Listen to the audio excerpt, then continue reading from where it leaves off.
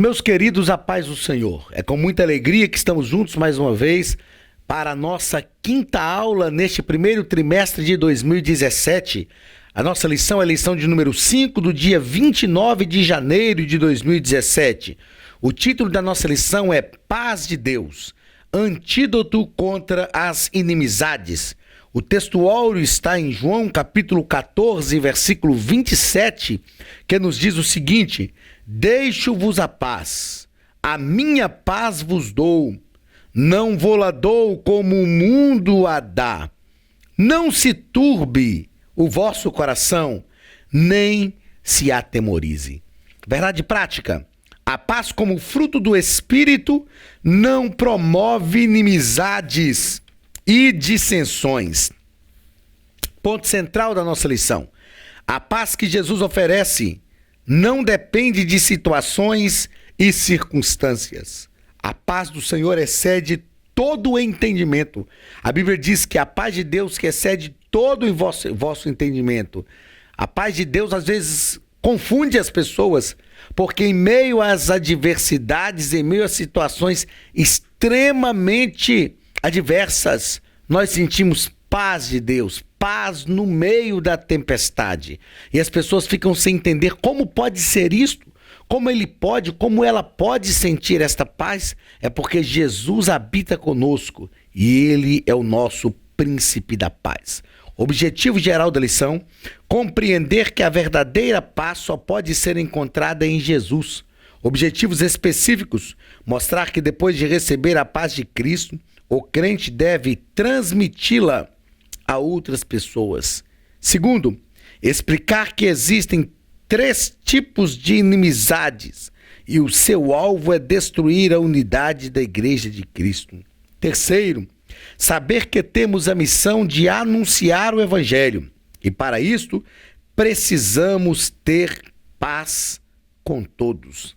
Leitura bíblica em classe está em Efésios capítulo 2, versículo 11 ao versículo 17, que nos diz assim: portanto, lembrai-vos de que vós noutro tempo erais gentios na carne, e chamados incircuncisão, pelos que na carne se chamam circuncisão feita pela mão de homens, que naquele tempo estáveis sem Cristo, separados da comunidade de Israel e estranhos aos concertos da promessa, não tendo esperança e sem Deus no mundo. Mas agora, em Cristo Jesus, vós que antes estáveis longe, já pelo sangue de Cristo, chegaste perto. Olha o que diz o versículo 14: porque Ele é a nossa paz, o qual de ambos os povos fez um, e derribando a parede da separação que estava no meio, na sua carne, desfez a inimizade, isto é, a lei dos mandamentos, que consistia em ordenanças, para criar em si mesmo dos dois um novo homem, fazendo a paz, e pela cruz reconciliar ambos com Deus em um corpo, matando com ele as inimizades. E vindo ele, evangelizou a paz a vós que estáveis longe e aos que estavam perto. Meus queridos, nessa lição, como já disse e repito, vamos estudar que a paz de Deus é um antídoto contra as inimizades. A paz de Deus repousa sobre a nossa vida, nos dá tranquilidade. A Bíblia diz em Provérbios que o homem, quando teme a Deus, Deus faz com que até os seus inimigos tenham paz com ele. Isso é bíblico e é para ser desfrutado por todos nós. Nós vamos estudar então a paz como fruto do Espírito. Essa paz não depende de situações e de circunstâncias. Isaías, no capítulo 6, versículo 9, nos diz assim: porque um menino nos nasceu e um filho se nos deu, e o seu nome será Maravilhoso Conselheiro, Deus Forte, Pai da Eternidade e Príncipe da Paz. Ele é o Príncipe da Paz, a paz que repousa sobre a nossa vida, a paz que excede todo impedimento, a paz que vai além das circunstâncias que nós vivemos. A paz que não é só por um momento, a paz que é perene, a paz que se perpetua em nossa alma. E mesmo diante das maiores adversidades da vida, nós erguemos a nossa voz com alegria, louvamos o nome do Senhor, porque Ele realmente tem paz para o nosso coração. Primeiro ponto, paz que excede todo o entendimento. Podemos definir a paz como um estado de tranquilidade e quietude interior que não depende das circunstâncias externas. No grego, o vocábulo eirene se refere à unidade e harmonia. Alguns defendem a paz como ausência de guerra. E nós sabemos que a paz não é só ausência de guerra. Humanamente falando, pode até se aceitar essa ideia. Não é? Nós não estamos vivendo um período de guerra, então estamos vivendo um período de paz, um período pacífico. Porém, quantas pessoas que perdem a paz? Quantas pessoas que, mesmo vivendo em uma sociedade aparentemente tranquila, perdem os rumos da sua vida? Quando o ser humano perde a paz, ele perde o rumo de tudo. E segundo nosso comentarista nos colocou aqui, nós temos visto um mal terrível nos nossos dias, uma síndrome do pânico, que é algo terrível e que tem acometido muitas pessoas, infelizmente até crentes em Jesus. E é preciso procurar psicólogo, psiquiatra para tratar isso. Mas a Bíblia diz que nós temos também paz com Deus. Sendo, pois, justificados pela fé, temos paz com Deus. Como é bom ter paz com Deus. E o que é ter paz com Deus? Ter paz com alguém é estar no mesmo lugar que a pessoa está, sem que isso seja uma barreira, sem que isso traga um incômodo. Quando a Bíblia diz que temos paz com Deus, quer dizer que nós podemos estar no mesmo lugar que Deus está. Mesmo sendo pecadores, mesmo sendo terríveis pecadores, nós podemos estar no lugar onde Deus está e Ele não vai nos matar, porque nós temos paz com Deus. Segundo parágrafo deste primeiro ponto, a paz com Deus. O que é esta paz? Esta paz ocorre mediante a justificação que nós experimentamos através do sangue de Jesus. Esta paz propicia a nossa presença no mesmo lugar onde Deus está. Deus tem aversão ao pecado. Onde Deus está, o pecado não pode existir. E eu pergunto, como é que Deus pode habitar com pecadores? Como é que Deus pode estar no mesmo lugar onde pecadores estão, sem que Deus mate esses pecadores? Isto é possível por causa da graça de Deus, por causa da sua bondade, da sua misericórdia. Ele faz com que a sua paz repouse sobre a nossa vida. E nós podemos então estar no mesmo lugar onde Deus está. A paz com Deus nos dá a oportunidade de estar no mesmo ambiente que Deus está. Terceiro parágrafo desse primeiro ponto. Promotor da paz. A paz concedida pelo Espírito não é somente para o nosso bem-estar, mas para o bem-estar do próximo. A Bíblia diz que Jesus nos deu uma ordem. Depois de transformar a vida dos seus discípulos, ele disse aos discípulos: ide.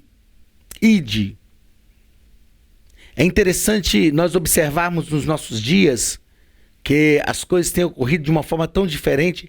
Há tempos atrás, quando uma pessoa recebia a Cristo como Salvador e ela sentia a paz de Deus em sua alma, sentia como se tivesse tirado fardos das suas costas, aquela pessoa sempre dizia: eu preciso levar essa paz para alguém, eu preciso levar essa pessoa ao conhecimento de Cristo, eu preciso promover a paz na vida desta pessoa. Olha a mulher samaritana que promoveu a paz na vida de toda aquela circunvizinhança, porque ela encontrou verdadeiramente a paz.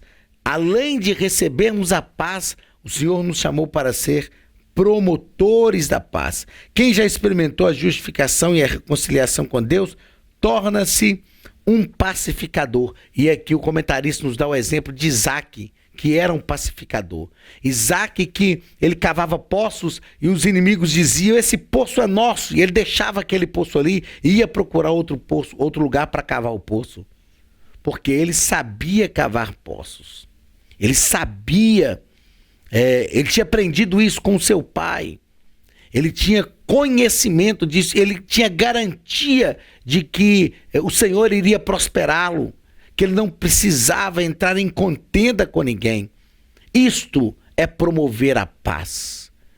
Ele abre mão do seu direito, abre mão daquilo que ele mesmo tinha por herança e por direito. Mas por que Isaac faz isto? Somente para desfrutar da paz.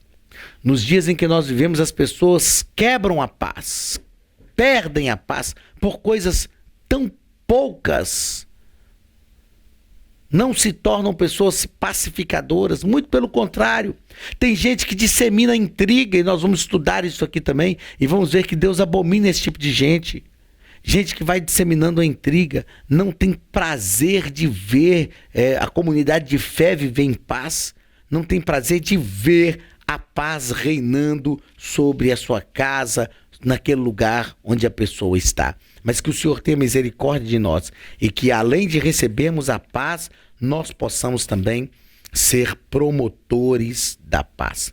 Segundo ponto, inimizades e contendas, ausência de paz. Nós temos aqui na nossa lição, no primeiro parágrafo, falando sobre ter 3 tipos de inimizades. Então, esse vocábulo de inimizade serve para identificar 3 tipos de inimizade. Inimizade para com Deus, inimizade entre as pessoas e hostilidade entre grupos e pessoas. Inimizade para com Deus, inimizade para com as pessoas, inimizades entre grupos e pessoas. É impossível estar em inimizade para com Deus e viver bem com as pessoas. Veja bem, nesses 3 tipos de inimizade aqui nós temos a inimizade para com Deus. Se nós nos colocarmos como inimigos de Deus, nós seremos inimigo também das pessoas e inimigo do grupo de pessoas. Não há como ser inimigo de Deus e ser inimigo de mais alguém, né? A inimizade perturba, a inimizade tira a paz, a inimizade promove contendas, mas a amizade une as pessoas, a amizade promove a paz, e essa inimizade traz muitos prejuízos para a casa de Deus, né? Uma das piores coisas que tem é nós vivermos sem paz. Quando nós vivemos em paz, mesmo em meio às dificuldades, nós conseguimos vencer, conseguimos sobrepujar os problemas. Quando nós temos paz no nosso lar, mesmo enfrentando dificuldades, eu já enfrentei dificuldades em diversas áreas na minha casa, com a minha família, mas quando nós temos paz, nós nos harmonizamos. A paz não se compra, a paz se conquista. E esta é uma conquista que nós fazemos quando o Espírito Santo habita em nossa vida. Habita em nós, que não haja na nossa casa, na nossa comunidade de fé, na nossa igreja, que não haja inimizade para com Deus de forma alguma. Se nós nos tornarmos inimigos de Deus, nós estamos perdidos, mas que nós não nos tornemos também inimigos das pessoas, e nem promovamos a hostilidade entre grupos de pessoas, mas que tenhamos a paz de Deus em nossa alma e sejamos pacificadores. Segundo parágrafo desse segundo ponto, inimizade e soberba. A Bíblia diz, em Provérbios capítulo 16, que Deus abomina o coração altivo. Na igreja de Jesus Cristo, todos são servos, independentes dos seus dons. Não há ninguém melhor do que ninguém na igreja. Não há ninguém mais especial. Existem funções diferentes.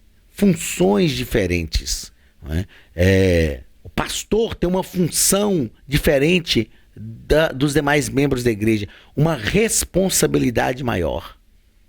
Então é justo é que ele desfrute de alguns privilégios no contexto da comunidade de fé, justamente porque ele tem responsabilidades maiores. Isso é justo, mas não quer dizer que ele é melhor do que ninguém. Ele não pode ser soberbo. Geralmente, quando a pessoa se ensoberbece, ela começa a criar raízes de amargura e de inimizades com as pessoas. Eu me lembro de estar certa vez numa reunião de obreiros, e um obreiro ele disse assim: olha, meus queridos irmãos, nós precisamos cuidar das pessoas, até das pessoas mais simples, até dos menores na igreja. E eu fiquei pensando, que critério que nós temos para julgar quem é menor e quem é maior no contexto da comunidade de fé?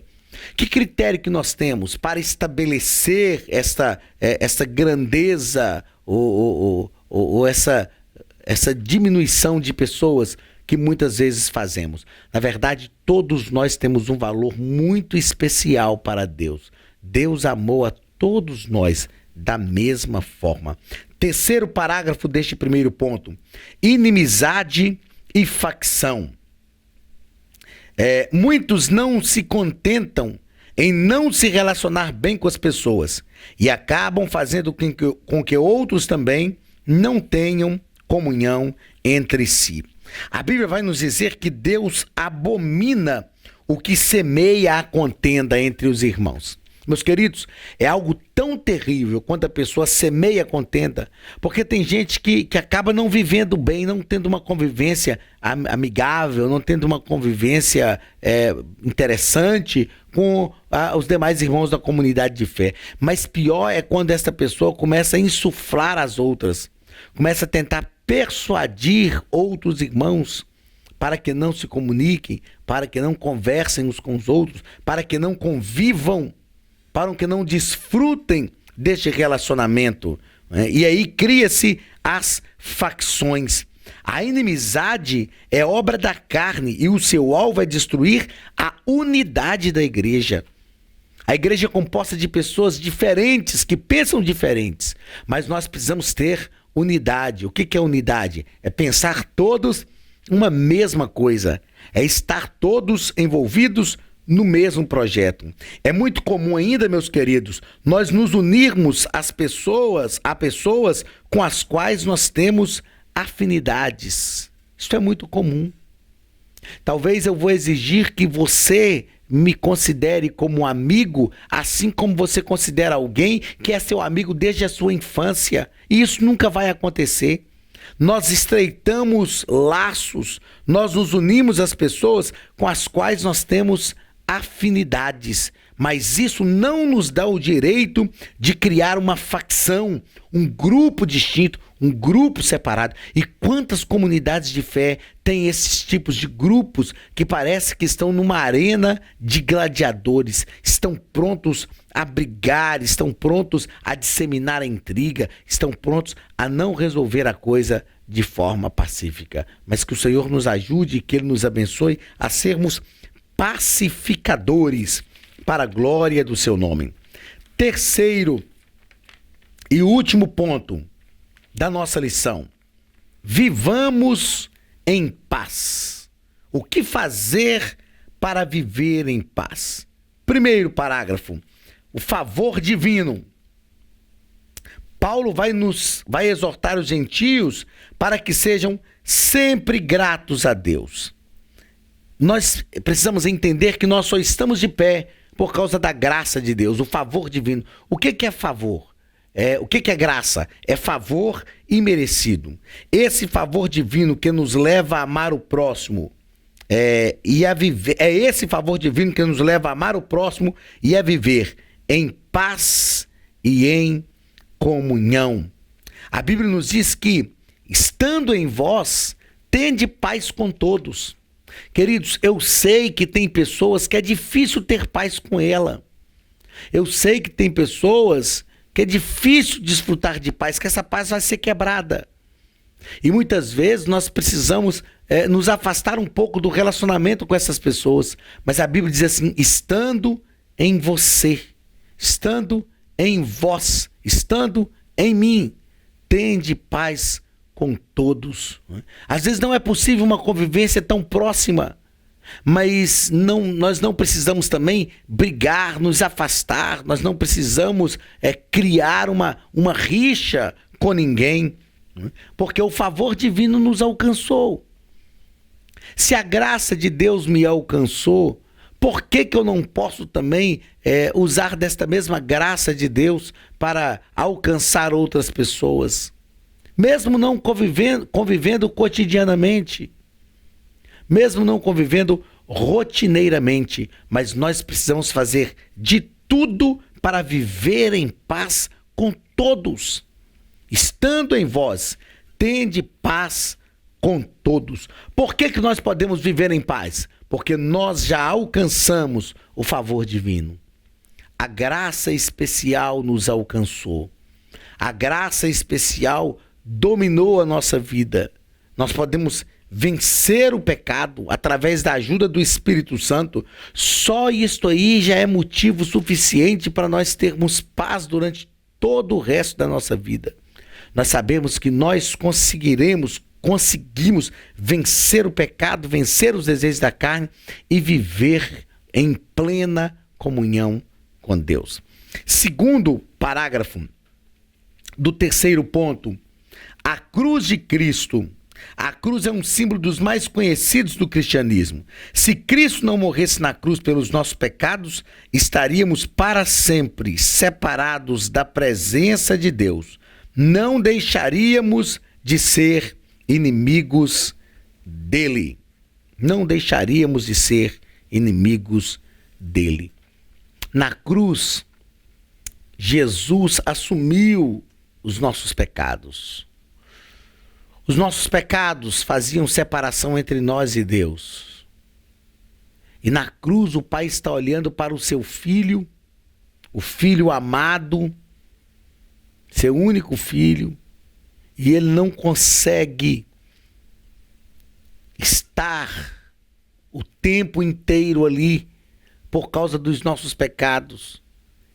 Embora sendo um Deus onipresente, embora não abandonando literalmente o filho sente este abandono por causa dos nossos pecados, e ele clama ao Pai dizendo: Eli, Eli, lama sabactani, ou seja, Deus meu, por que me desamparaste?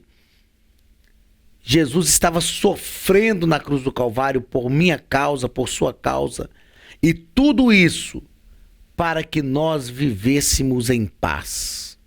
Tudo isso para remir os nossos pecados. Era o próprio Deus que estava se entregando para promover a paz entre nós. Veja que esta guerra contra Deus foi declarada não pelo próprio Deus. Ela foi declarada pelo próprio ser humano, que cometeu falhas, que pecou, que perdeu os rumos, que se distanciou de Deus. Mas lá na cruz, Deus estava nos dando novamente uma razão para que nós vivêssemos em paz. E quando nós recebemos a Cristo como nosso Salvador e passamos a temer a Ele, o escritor de Provérbios nos ensina, nos diz, nos garante, nos assevera que o homem, quando teme a Deus, Deus faz com que até os seus inimigos tenham paz com Ele. Paz que o Senhor nos promoveu através da sua morte na cruz do Calvário foi uma paz tão magnífica, tão tremenda, que além de nos aproximar de Deus, de promover paz com Deus, de promover esse temor a Deus, a Bíblia diz que quando nós temos paz com Deus, quando nós tememos a Deus, aliás, Deus faz com que até os nossos inimigos tenham paz conosco. Então a cruz de Cristo é realmente o lugar da nossa vitória. Ele não ficou na cruz, a cruz está vazia, o túmulo também está vazio, mas a paz que ele nos conquistou através da cruz repousa sobre a nossa vida. Terceiro parágrafo desse terceiro ponto. A nossa missão. Jesus veio ao mundo com uma missão: morrer na cruz pelos nossos pecados. Ele também nos deixou uma missão. E para darmos cumprimento a essa missão, precisamos viver em paz com todos. Como nós vamos promover o reino de Deus, que é a missão que Jesus nos outorgou, se nós não tivermos paz com os nossos vizinhos? Será que os nossos vizinhos, os nossos amigos, os nossos irmãos, as pessoas que estão perto de nós, vão ouvir a nossa voz, vão dar crédito às nossas palavras, ao evangelho que pregamos, se nós não tivermos em paz com elas?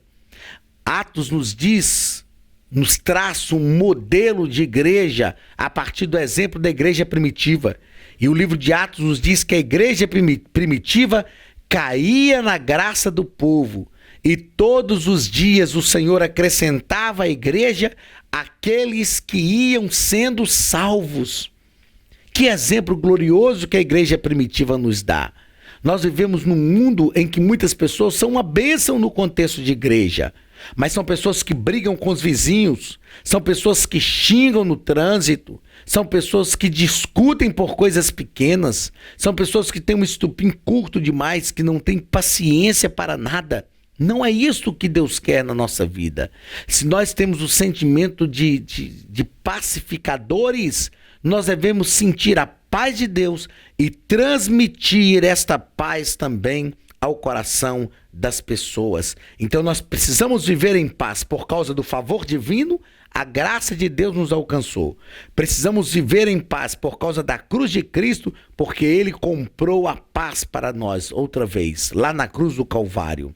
E nós precisamos viver em paz por causa da nossa missão, a missão que Jesus nos deu de pregar o evangelho a toda criatura, pregar o evangelho a todas as pessoas. Meus queridos, nesta quinta lição, nós aprendemos sobre a paz de Deus, o antídoto contra as inimizades.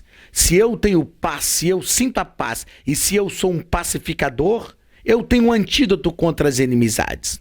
Quantas vezes as pessoas, isso já aconteceu comigo, eu tenho certeza que com você que nos ouve também isso já aconteceu, as pessoas estão nervosas, irritadas demais e por causa de uma fechada no trânsito, querem partir para cima, partir para briga, gente que quer descer do carro, quer arrumar confusão, mas quando nós sentimos paz de Deus na nossa alma, nós chamamos essa pessoa para uma conversa pacífica, de forma suave, tranquila, e nós pacificamos então essa situação e evitamos uma inimizade. Então a paz de Deus é um antídoto contra inimizade. Nós aprendemos no primeiro ponto que a paz excede todo o entendimento.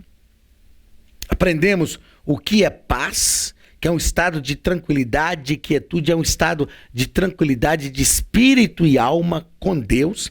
Nós aprendemos ainda no primeiro ponto sobre a paz que excede todo entendimento. Aprendemos sobre ter paz com Deus, que isso nos coloca no mesmo ambiente que Deus está, sem que nós sejamos condenados, fulminados, exterminados.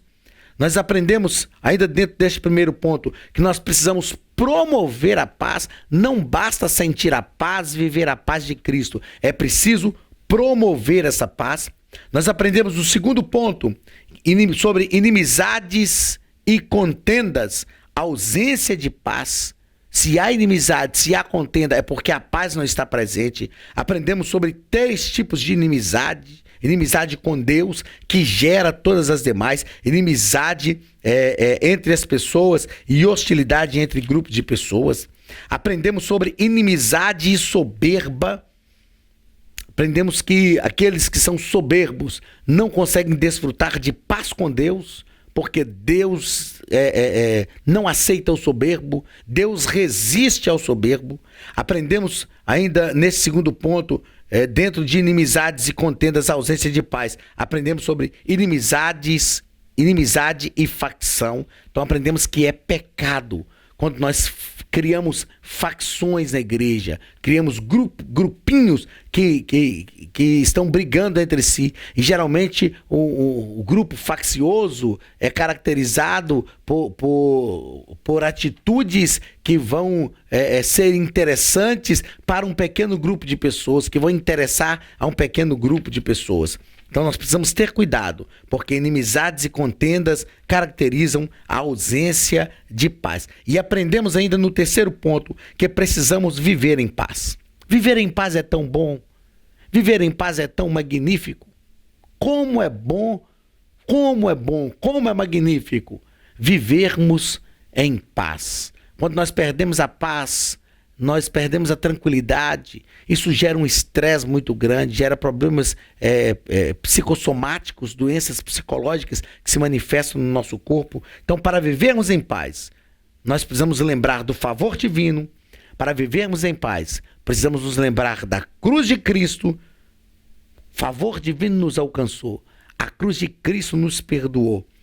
E para vivermos em paz, precisamos lembrar da nossa missão. A nossa missão nos direciona. Então, para vivermos em paz, favor divino nos alcançou. A cruz de Cristo nos perdoou.